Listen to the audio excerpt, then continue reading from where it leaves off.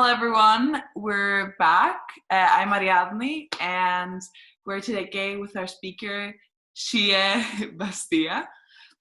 She's an international activist based in New York City, and she also is from an indigenous clan, correct?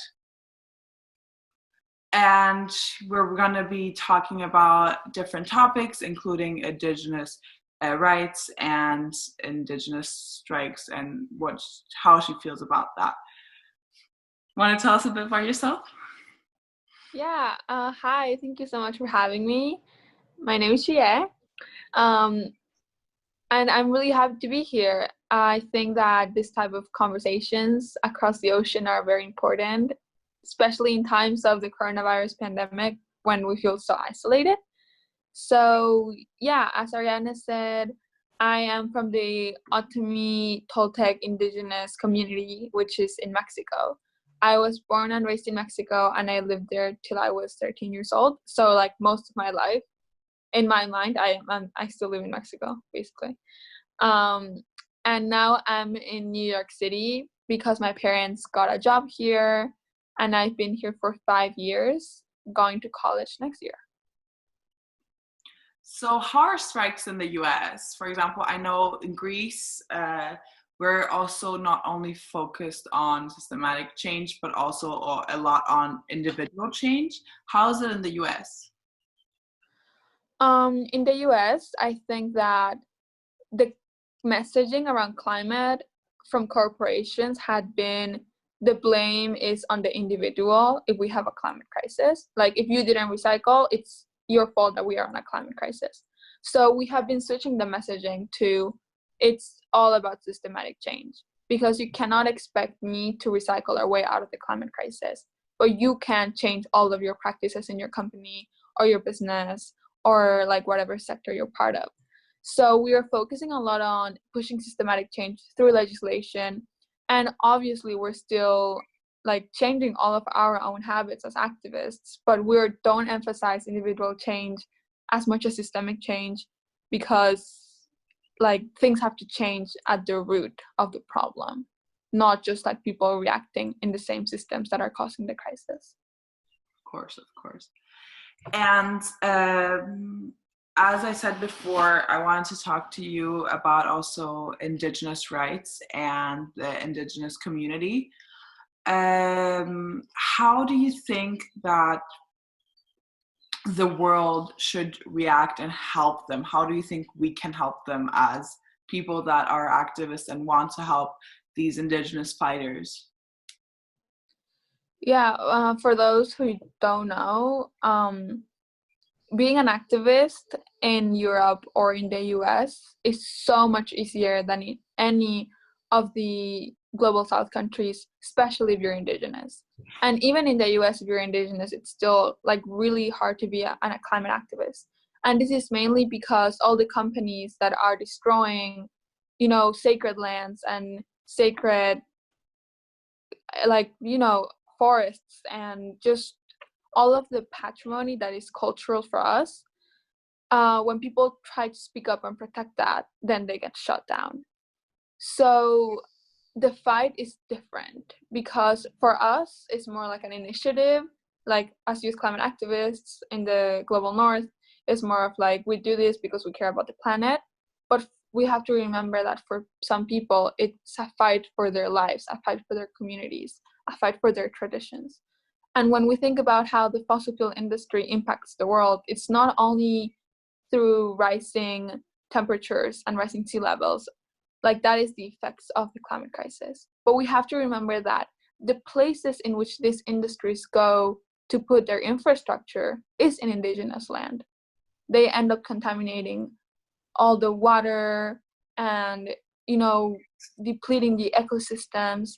So if we want to help indigenous sovereignty, indigenous rights, we just have to recognize that indigenous philosophy, which is like so tied to the earth because of our traditions and culture, has to be the one leading the climate fight. And it's hard, I think, because a lot of the times indigenous people are only invited into spaces for the public to see, if that makes sense, like tokenizing indigenous people. And that cannot be the case. Like, you cannot just ask indigenous people to come in when you have a webinar, but not include them in the decision making of whatever your organization does. And I'm not saying, like, if you live in Greece, then get somebody indigenous from the US and ask them to join. It has to, like, there's indigenous people all over the world in wherever you are. You just have to be conscious of it. Yeah, I don't want to, like, just keep going and going, but guys, respect indigenous rights. So for you, I think also a way to express that was your new campaign, We the Planet, that you organized and that you made sure represents everyone in the world. Do you want to tell everyone a bit about that campaign? Yeah, so We the Planet is a campaign for Earth Day. So it's not designed to be like a long-term thing, because we just wanted to make something truly international for Earth Day. And I think we did it. We got over 300,000 people from around the world who saw our campaign, which is insane. Like, that's how many people we got to strike in New York for September 20th. And the thing with We the Planet is that there's like another We the Planet that exists, that's founded by Kunal Sood and Laura Muranaka, who work at the UN. So they started We the Planet like back in September. And I didn't know, like, they had trademarked it and whatever, so we can't go forward with our own name. But it was an amazing campaign. And we are actually gonna turn it into an organization, but with a different name. So I know this is gonna come out on Friday, or like, when is it gonna come out? Monday. Okay, so that's perfect, because by then you'll know. But don't tell anybody right now. We're launching our new organization, which is gonna be called Re-Earth, which with the same with the Planet team, is focused on reconnection, rethinking, reimagining what the world can look like. And it's international, it's welcoming, you can join us. We love everyone. So go ahead and follow them on Instagram, Twitter, and Facebook, I guess. Yes, at Re.Earth Initiative. And they also have a website. Go check it out, right? Reearthin.org.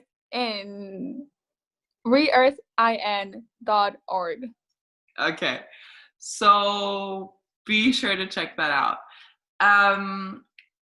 So I know that you're not only part of FFF and Re the Planet or Re Planet. You're also part of XR, the Sunrise Movement, and different movements in the US.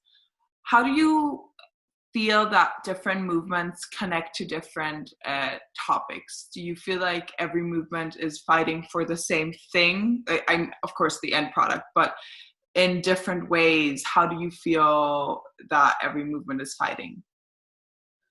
I think that in the US, we have a wide diversity of movements. And I think it's very important, because if we didn't have Extinction Rebellion, then FFF would look radical in our demands. And Extinction Rebellion, they know that they're asking for a lot, but we need to expand our margin of what we're asking for. Then Sunrise Movement is more political, so they endorse candidates, they give them grades, which is awesome. And they're mostly like college students, or they're a little bit older than us.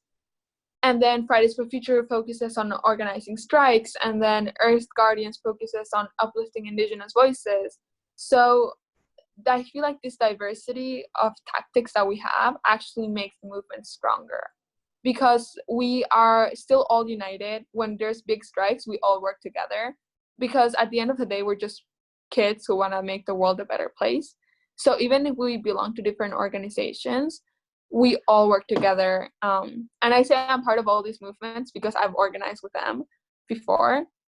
And I don't think you need to have like a, be a spokesperson for them all the time to say you're part of them, because they're just so inviting that you can just say that you are. So I wanted to come back to your upbringing that was in Mexico.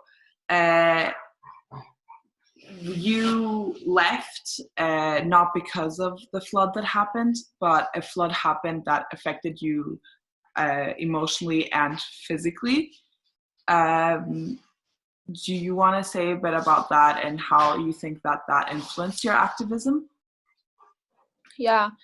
So for those who don't know, because the media has always kind of said that I left my home because of the flooding that happened in my hometown, but that was just kind of a coincidence that the flood happened and I had to leave the next day. But nevertheless, it was still one of the most impactful things I've experienced, because we had suffered drought for about 2 or 3 years. Food prices had gone up because of the drought. Like, just nothing was being able to be harvested and things like that. And then when the flood happened, it wasn't only like water. I feel like that would have been fine, but it was contaminated water, because we had a river right next to there, that all the factories in my community, because like it's a very low income community town in which most of the people, they work in factories, and we have 2 factories at the entrance of my town. Like, it's really bad. And all the waste from there went to this like magnificent river that my dad used to be able to bathe in, and now, like, obviously we cannot even go next to it without like putting up our windows because it smells so bad. And when the flooding happened, all that waste, chemical waste from the factories, went on the streets. And I think that like caused a lot of health problems for people. So it wasn't only like the immediate effect of the flood affecting stores and, you know, farmland and like ourselves, but also like the longer term effect of the health problems that it brought. How big is your town? It's not that big.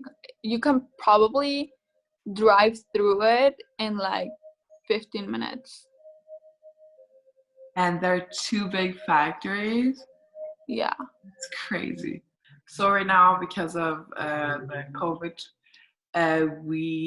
everything's kind of on pause, I guess, for you as well. Did you have anything kind of related, planned for these months that we're in self-isolation? Yeah, I actually had a lot of events. Like, I had an event every week of March and April.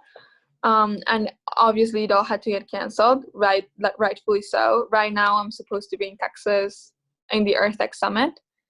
And I was just like really looking forward to that. And then after that, I was going to go to Vancouver for my TED Talk that I was going to give. So there's just like all these really big milestones that I was really looking forward towards. And they all got canceled. But I think that we have learned a lot from the coronavirus pandemic, because in my opinion, every crisis can teach us something. And that's how we have to look at it, in the positive way. I think the coronavirus pandemic has taught us about solidarity. It has taught us that my actions here affect you, even if you're all the way across the world. And it has taught us that like millions of individual actions combined can create systemic change, which is something that the climate movement has been debating for a while, whether like what's more important, individual or systemic. But enough individual creates systemic. So it's definitely sad. Also, my high school senior, so my graduation and my prom got canceled, which is really sad.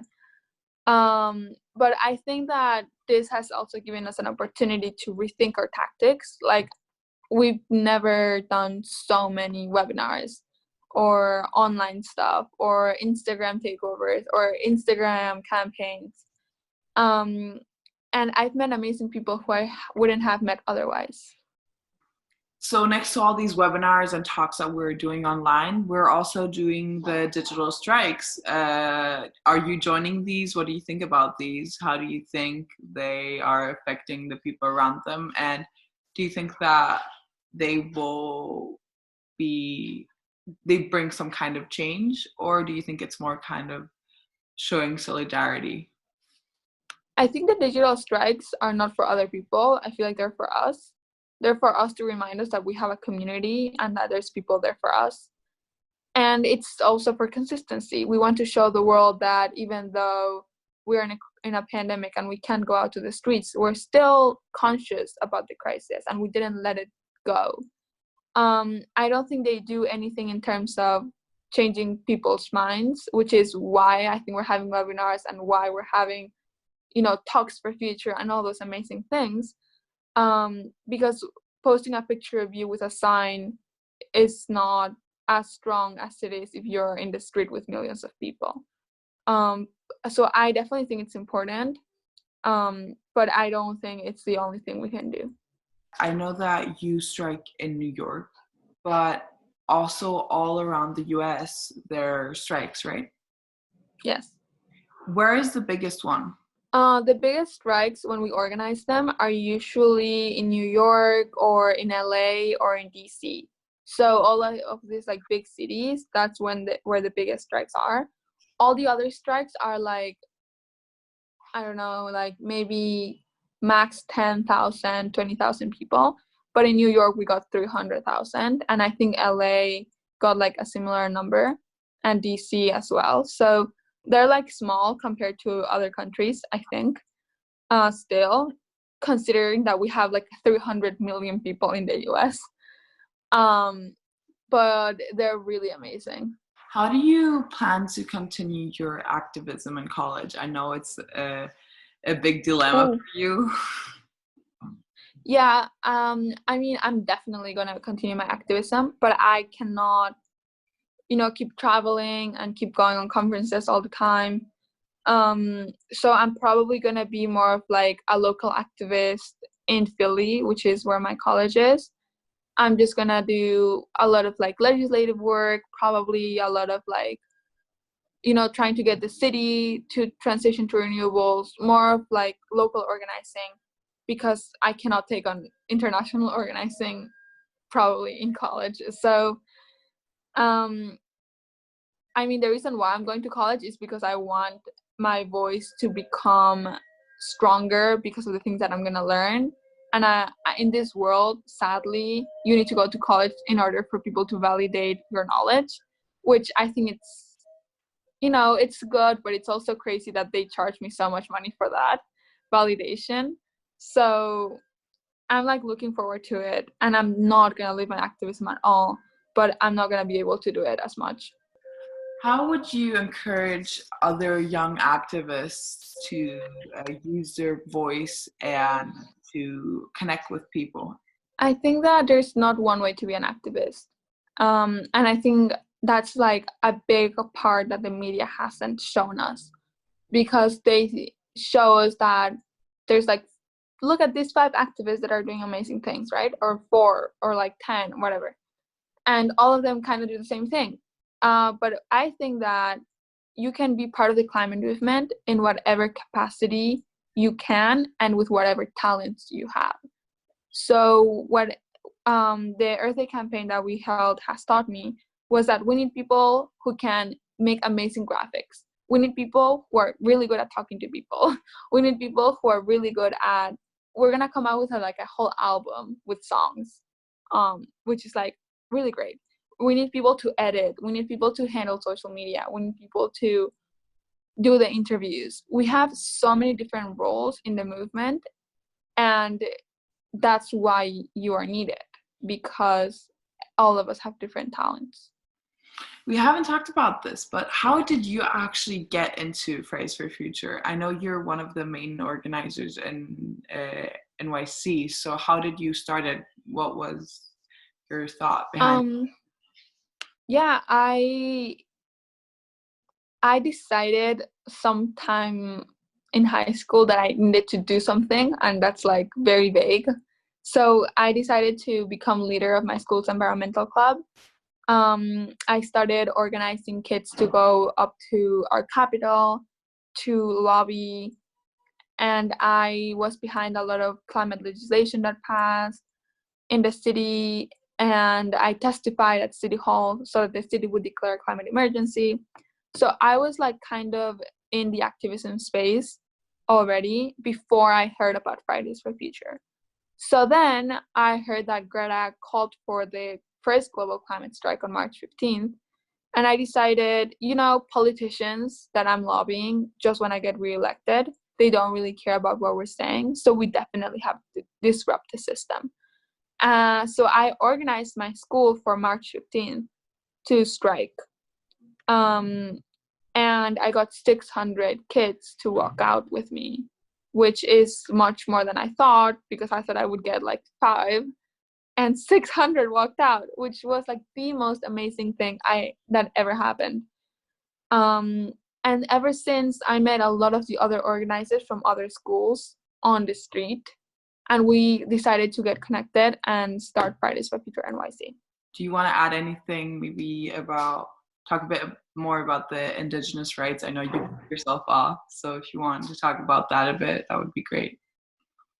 Yeah, I think that in this movement, especially right now, it has been seen like a lot of people don't want to join it, or whatever that means, because they think it's too elitist or too white or too, when we were deciding our demands for the September 20th climate strike, somebody said we should include protect biodiversity and oceans or something like that. And somebody said, no, we can't do that. That's like a white thing to ask for. And I was like, no, protecting biodiversity is an indigenous thing to ask for. Because, like, I'm sure you've heard the statistic, but like, indigenous people are 5% of the population on the earth and protect 80% of the biodiversity.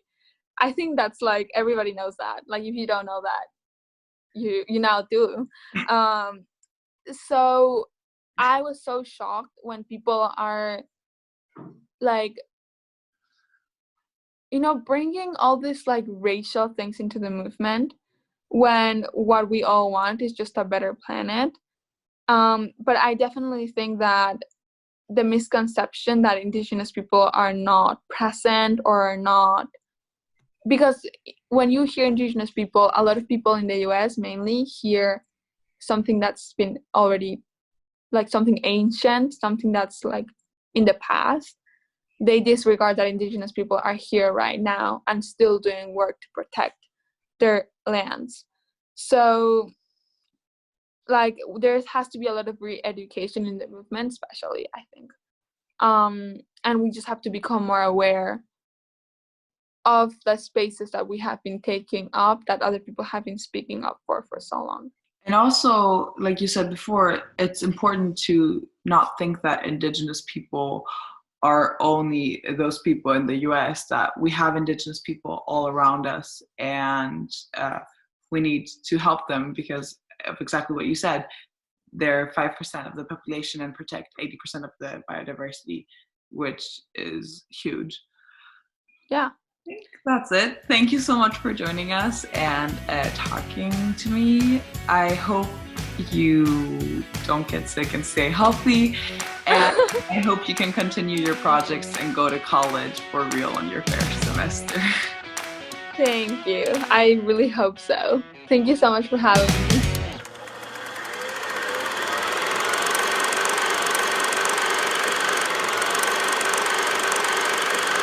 So how can an activist continue activism during quarantine? So there's lots of things you can do. One of them might be getting involved in digital action, such as Twitter storms with groups such as Polluters Out. There are a lot out there which you can get involved in. Another thing you can do is join in with the digital strikes every Friday. And how you participate is you get your climate sign and you put it on social media with the hashtags #ClimateStrikeOnline, or there may be different hashtags depending on where you are, but ask your local group. And also I think it's really important to strengthen our communities and internal networks in this time, so when we come out of lockdown we are ready to take action again. And even though it may seem like we have lots of time to do all of this coordination and be really busy, it's also important to take this time for ourselves and to rest and regenerate, because this time is really difficult for lots of people. And yeah, we need to come back stronger, because otherwise, yeah. So yeah, and also another thing you can do is now you may have more time on your hands, and if you're lucky enough to have that, You could look into more environmentally friendly options, such as you could try reducing your meat and dairy consumption. You could spend some time researching where, if you earn money, where you put your money, such as putting it into banks who invest in fossil fuels. Yeah, those are some things you can do. So, since every crisis has to be taken as a crisis, it is important to continue climate activism even during these times. Depending on your local FFF group, the options are different. Many FFF groups have online strikes and campaigns that you can join. If you want more information, you can contact them, for example on social media or other platforms. We don't want to go back to business as usual. This is why we need to stay active.